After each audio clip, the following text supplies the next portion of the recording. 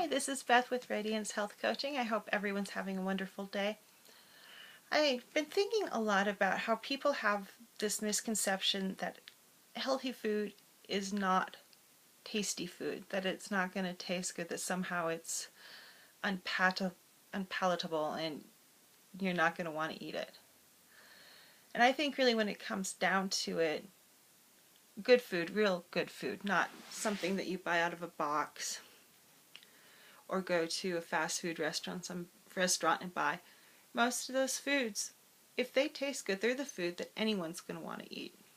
And it doesn't matter what it is, unless they don't like it or they're allergic to it.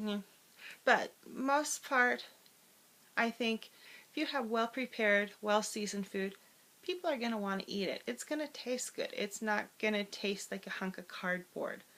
And I think a lot of people think, well, if I have to eat healthy, I'm going to have to eat cardboard food.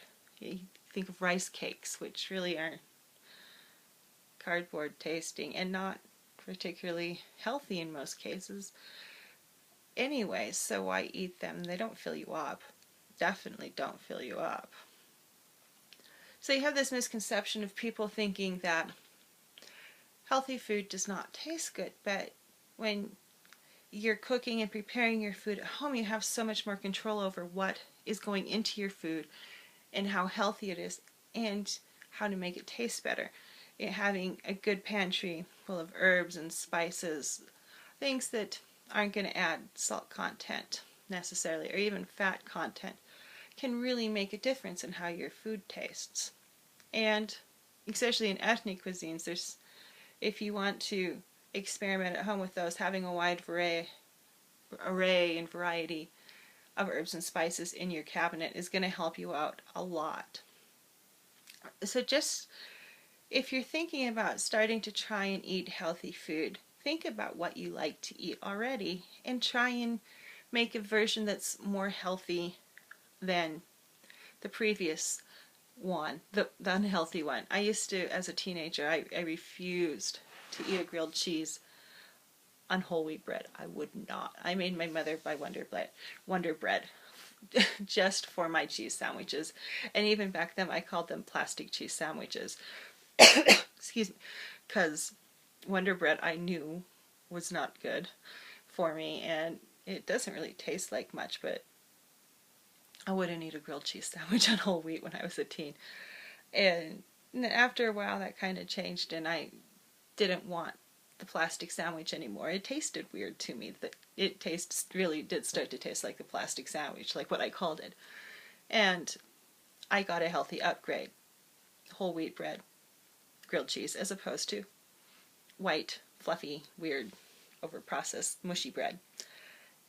So, it's a gradual process, going, Mom, because I grew up in the 70s, and we all Wonder Bread. Unless you were a hardcore hippie family, you ate Wonder Bread. And that's what I grew up on until 1980 something, and Mom brought home the whole wheat, and that's what we had to eat. And I was like, oh, this stuff is awful. And then a few years later, I'm like, it's just whole wheat bread, and sometimes you have to get your palate used to a different taste, because whole wheat bread tastes like something if you're getting something good.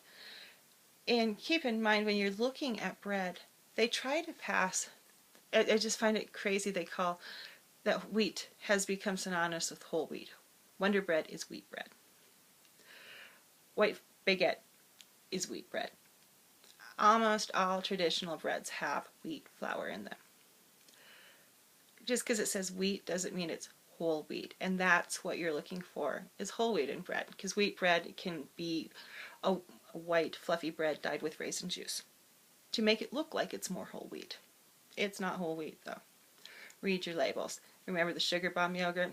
Bread's another place to really read your labels and see what they're putting in your food and what you're eating, and if it's really whole wheat and what the sugar content is. Had sugar bomb whole wheat bread too.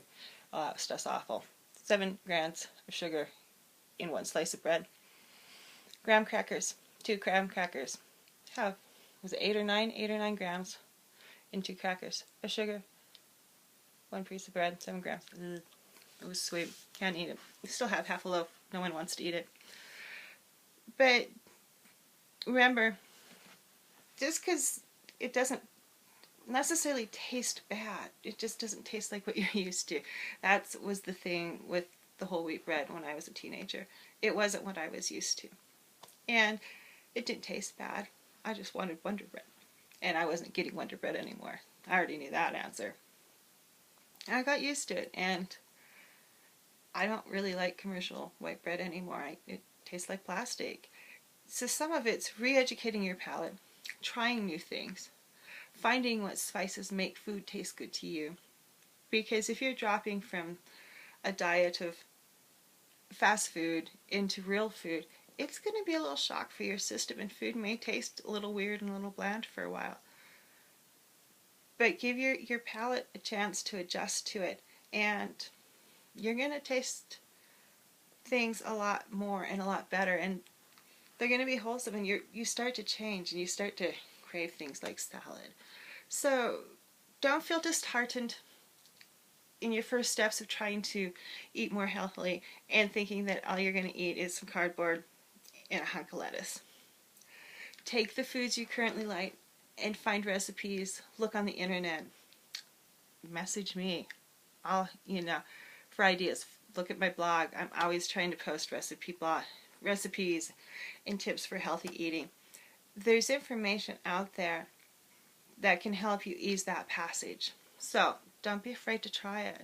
Healthy eating is not just cardboard and bunny food. There's other things out there. So find your favorite things and find ways to make them healthy. And don't, don't give up if something's not your favorite thing. You may come to like it if you don't hate it. Or maybe a different brand's going to be the brand for you. So just a few thoughts on healthy eating and how you get there and why you hate it and all sorts of things. Kind of was everywhere today. Bye, everyone.